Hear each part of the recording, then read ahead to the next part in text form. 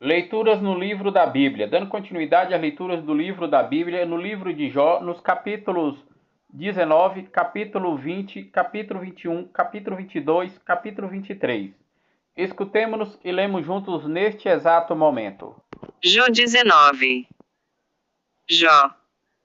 Jó respondeu então nestes termos: Até quando afligireis a minha alma e me atormentareis com vossos discursos?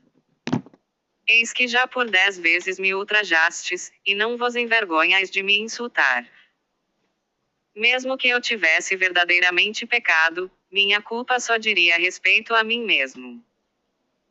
Se vos quiserdes levantar contra mim, e convencer-me de ignomínia, sabei que foi Deus quem me afligiu e me cercou com suas redes. Clamo contra a violência, e ninguém me responde. Fechou meu caminho para que eu não possa passar, e espalha trevas pelo meu caminho. Despojou-me de minha glória, e tirou-me a coroa da cabeça. Demoliu-me por inteiro, e pereço, desenraizou minha esperança como uma árvore. Acendeu a sua cólera contra mim, tratou-me como um inimigo. Suas milícias se concentraram, construíram aterros para me assaltarem, acamparam em volta de minha tenda. Meus irmãos foram para longe de mim, meus amigos de mim se afastaram. Meus parentes e meus íntimos desapareceram, os hóspedes de minha casa esqueceram-se de mim. Minhas servas olham-me como um estranho, sou um desconhecido para elas. Chamo meu escravo, ele não responde, preciso suplicar-lhe com a boca. Minha mulher tem horror de meu hálito, sou pesado aos meus próprios filhos. Até as crianças caçoam de mim. Meus íntimos me abominam, aqueles que eu amava voltam-se contra mim. Meus ossos estão colados à minha pele, à minha carne, e fujo com a pele de meus dentes. Compadecei-vos de mim, ao menos vós, que sois meus amigos, pois a mão de Deus me feriu. Por que me perseguis como Deus, e vos mostrais insaciáveis de minha carne? Oh, se minhas palavras pudessem ser escritas, consignadas num livro. Gravadas por estilete de ferro em chumbo, esculpidas para sempre numa rocha. Eu o sei, meu vingador está vivo, e aparecerá, finalmente, sobre a terra. Por detrás de minha pele, que envolverá isso, na minha própria carne, verei Deus. Eu mesmo o contemplarei, meus olhos o verão, e não os olhos de outro. Pois, se dizes, por que o perseguimos, e como encontraremos nele uma razão para condená-lo? Temei o gume da espada, pois a cólera de Deus persegue os maus, e sabereis que há uma justiça. Jó 20. Zofar. Sofar de Naama falou nestes termos. É por isso que meus pensamentos me sugerem uma resposta, e estou impaciente por falar. Ouvi queixas injuriosas, foram palavras vãs que responderam a meu espírito. Não sabes bem que, em todos os tempos, desde que o homem foi posto na terra, o triunfo dos maus é breve, e a alegria do ímpio só dura um instante? Ainda mesmo que sua estatura chegasse até o céu e sua cabeça tocasse a nuvem. Como o seu próprio esterco, ele perece para sempre, e aqueles que o viam, indagam onde ele está. Como um sonho, ele voa, ninguém mais o encontra, desaparece como uma visão noturna. O olho que o viu, já não mais o vê, nem o verá mais a sua morada. Seus filhos aplacarão os pobres, suas mãos restituirão suas riquezas. Seus ossos estavam cheios de vigor juvenil, sua mocidade deita-se com ele no pó.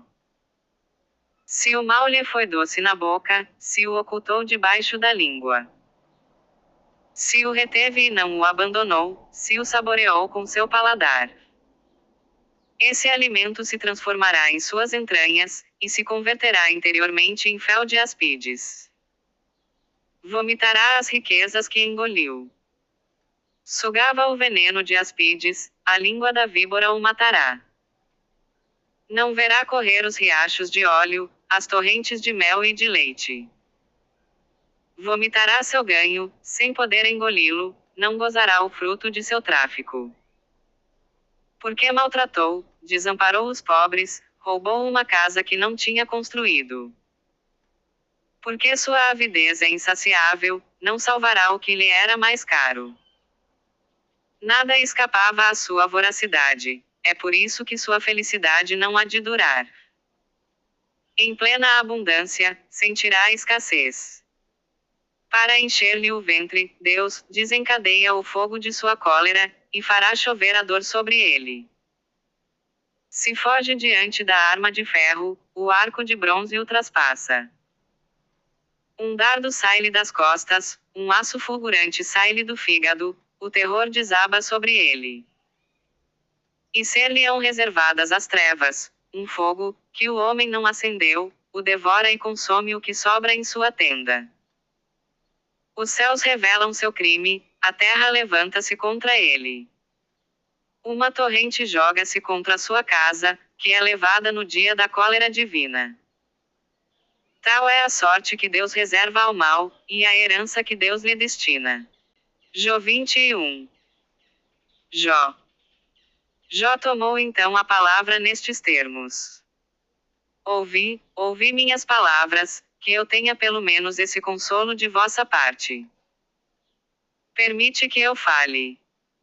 É de um homem que me queixo? E como não hei de perder a paciência? Olhai para mim. Quando penso nisso, fico estarrecido, e todo o meu corpo treme. Como é que os maus vivem, envelhecem, e cresce o seu vigor? Sua posteridade prospera diante deles, e seus descendentes sob seus olhos. Sua casa é tranquila, sem alarmes, a vara de Deus não os atinge. Seu touro é cada vez mais fecundo, sua vaca dá cria sem nunca abortar. Deixam os filhos correr como carneiros, e os seus pequenos saltam e brincam. Cantam ao som do pandeiro e da cítara, divertem-se ao som da flauta. Passam os dias na alegria, e descem tranquilamente à região dos mortos. Ora, dizem a Deus, afasta-te de nós, não queremos conhecer os teus caminhos. Quem é o Todo-Poderoso para que o sirvamos? Que vantagem temos em lhe fazer orações?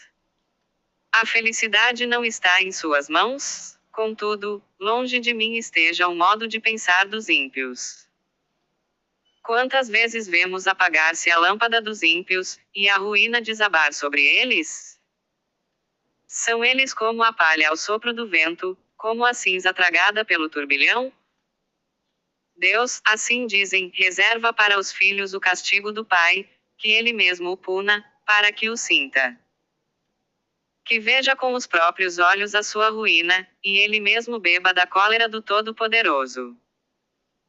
Que se lhe dá do que será feito de sua casa depois dele, se o número de seus meses já está contado? É a Deus, que se irá ensinar a sabedoria, a ele, que julga os seres superiores? Um morre no seio da prosperidade, plenamente feliz e tranquilo. Os flancos cobertos de gordura, e a medula dos ossos cheia de seiva. O outro morre com a amargura na alma, sem ter gozado a felicidade. Juntos se deitam na terra, e os vermes recobrem a ambos. Ah, conheço vossos pensamentos, os julgamentos iníquos que fazeis de mim. Dizeis, onde está a casa do tirano, onde está a tenda em que habitavam os ímpios? Não interrogastes os viajantes? Contestaríeis seus testemunhos? No dia da infelicidade o ímpio é poupado, no dia da cólera ele escapa. Quem reprova diante dele o seu proceder, e lhe pede contas de seus atos?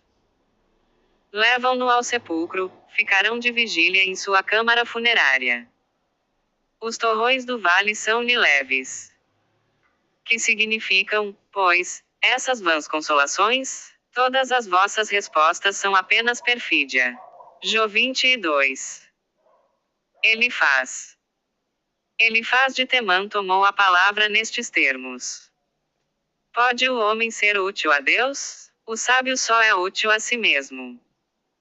De que serve ao Todo-Poderoso que tu sejas justo? Tem ele interesse que teu proceder seja íntegro?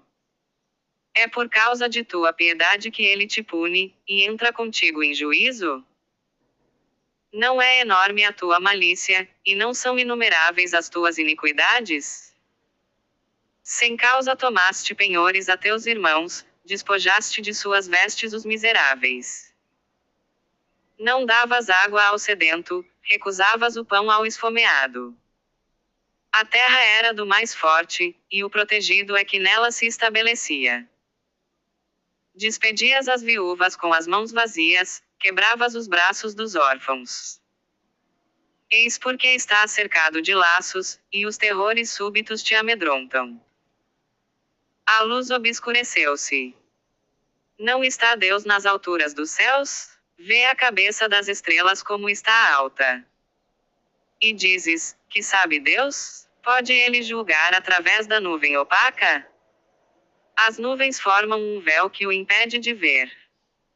Segues, pois, rotas antigas por onde andavam os homens iníquos, que foram arrebatados antes do tempo, e cujos fundamentos foram arrastados com as águas. E que diziam a Deus, retira-te de nós, que poderia fazer-nos o Todo-Poderoso?